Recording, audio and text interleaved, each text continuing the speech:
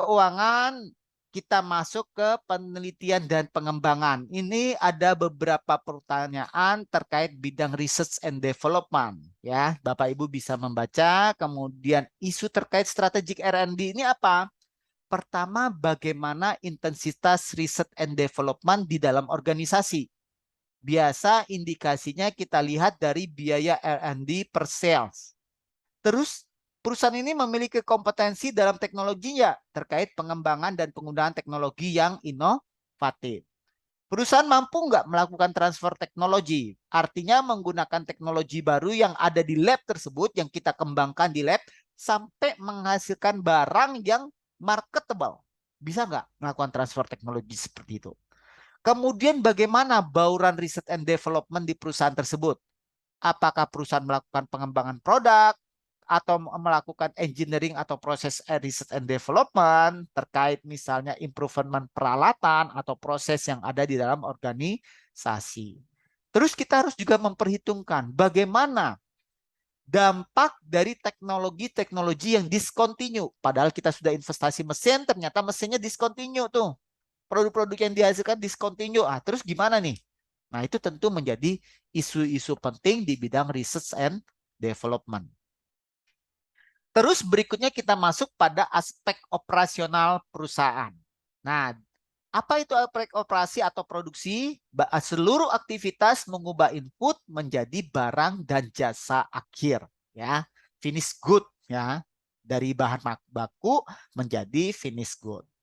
Nah, ini ada beberapa decision terkait dengan apa itu aspek operasi, ada prosesnya bagaimana, kapasitas yang dibangun berapa, inventorinya bagaimana, tenaga kerjanya seperti apa, kualitas yang akan kita hasilkan seperti apa, ya.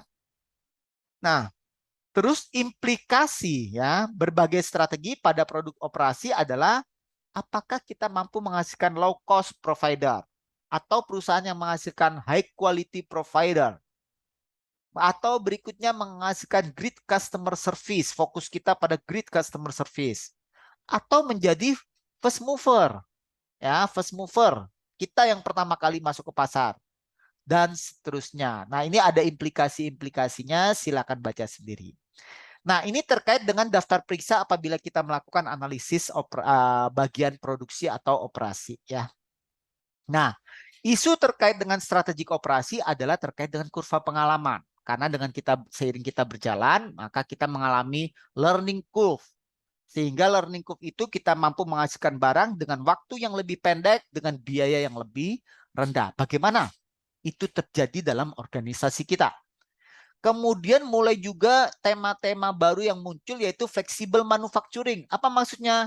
Flexible manufacturing ini artinya pabrik-pabrik kita, mesin-mesin kita mampu menciptakan barang-barang yang sifatnya mass customization. Mass customization itu apa? Customize sesuai dengan keinginan konsumen, tetapi sifatnya massal. Karena ada sekelompok orang yang punya tipe membutuhkan barang model ini. Sekelompok orang membutuhkan barang model X. Nah, apakah kita mampu memenuhinya dengan menciptakan mass customization tersebut? Ya, ini isu-isu yang menarik, ya, karena kita tidak bisa hanya memproduksi produk massal saja, ya. Nah, kemudian isu terkait berikutnya adalah isu terkait bidang strategik SDM. Memang detail pertanyaan SDM tidak dimasukkan di sini karena nanti ada strategi execution. Di situ bicara tentang lebih banyak tentang sumber daya manusia. Yang pertama apa? Isu terkait strategik SDM. Adakah kesesuaian antara individu dengan pekerjaan? Biasanya kalau pekerja itu adalah orang yang sesuai dengan karakteristik individu yang ada dalam organisasi, maka pekerjanya akan cenderung happy ketika bekerja tiap harinya. Kemudian meningkatnya penggunaan tim, termasuk virtual team, apalagi tahun 2020-2021 kita mengalami yang namanya COVID, sehingga semua work from home. Nah, di sini kita bekerja virtual. Ya, semua bekerja di rumah masing-masing. Kita bisa berkoneksi, bekerja dan berkoordinasi dengan orang-orang di seluruh dunia. Kemudian isu part-time work, job sharing dan flex time ini juga menjadi isu yang mengemuka, ya. Bagaimana hubungan dengan serikat pekerja, terus kualitas kehidupan kerja menjadi tema-tema penting. termasuk di dalamnya diversitas sumber daya manusia. Ke depan, organisasi yang akan maju adalah organisasi yang menghargai perbedaan. Jadi kita menggunakan orang yang dari suku A, suku X, agama Y, semua dicampur jadi satu, ya. Nah, di sini kita akan sharing knowledge di dalam organisasi dan ini bisa menjadi kompetensi inti dan distintif bagi perusahaan. Berikutnya kita bicara tentang sistem informasi manajemen. Nah, sistem informasi manajemen itu apa? Kita menerima bahan mentah, data-data, kemudian kita evaluasi eksternal dan internal. Sehingga nanti menjadikan suatu informasi yang bisa dipergunakan dalam pengambilan keputusan. Apakah sistem informasi ini ada dalam perusahaan? Tentu kalau ada ini menjadi hal yang cukup baik. Sehingga nanti kita mampu membuat keputusan sesuai dengan data dan informasi yang relevan yang ada di masyarakat. Berikutnya ini ada beberapa pertanyaan terkait dengan audit sistem informasi manajemen yang bisa Bapak Ibu lakukan ketika melakukan audit. Terus hal penting terkait isu dengan sistem informasi apa? Bagaimana sistem informasi tersebut mampu memberikan dampak terhadap kinerja organisasi? Bagaimana sistem informasi tersebut mampu mendukung supply chain management?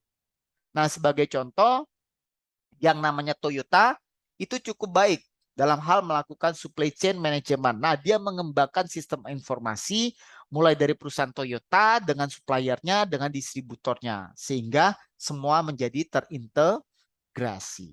Oke. Nah, terus berikutnya setelah kita melakukan analisis-analisis berbagai fungsi, kita melakukan benchmark. Benchmark itu apa?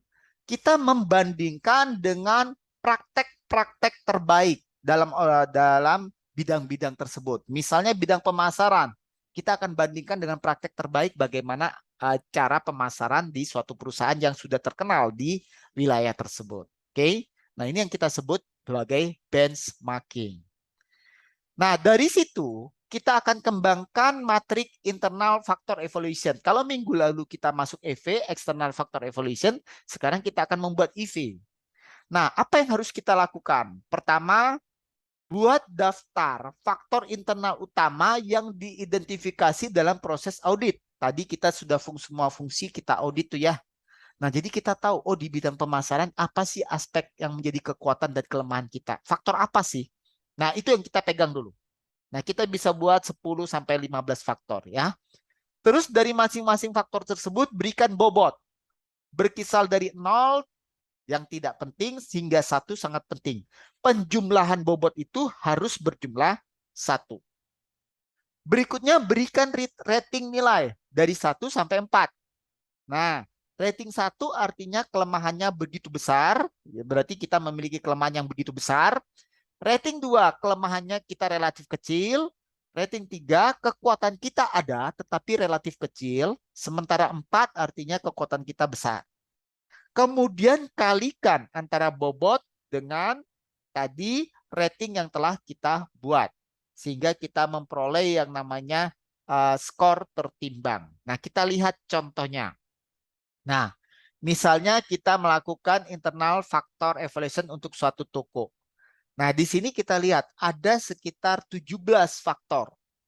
Kekuatannya apa? Inventory turnover-nya meningkat dari 5,8 menjadi 6,7. Average customer purchase increase dari $97 menjadi 128. Kita beri bobot. Bobotnya 0,5, 0,05, 0,07 dan seterusnya sampai nanti kalau dijumlah hasilnya 1. Nah, kemudian kita berikan nilai 1 sampai 4. Oh, ternyata kalau inventory turnover kita semakin baik, oke, ini menjadi kekuatan. Tapi kekuatannya ini belum kekuatan major, tetapi masih kekuatan yang minor. Maka kita beri rating 3. Kemudian bobot sama rating ini kita kalikan sehingga ketemu rata-rata skor tertimbang. Nanti kita jumlah IV-nya adalah 2,5. Nah, nanti di materi berikutnya nilai EV minggu lalu bersama nilai IV minggu ini akan digabungkan sehingga kita akan tahu posisi perusahaan.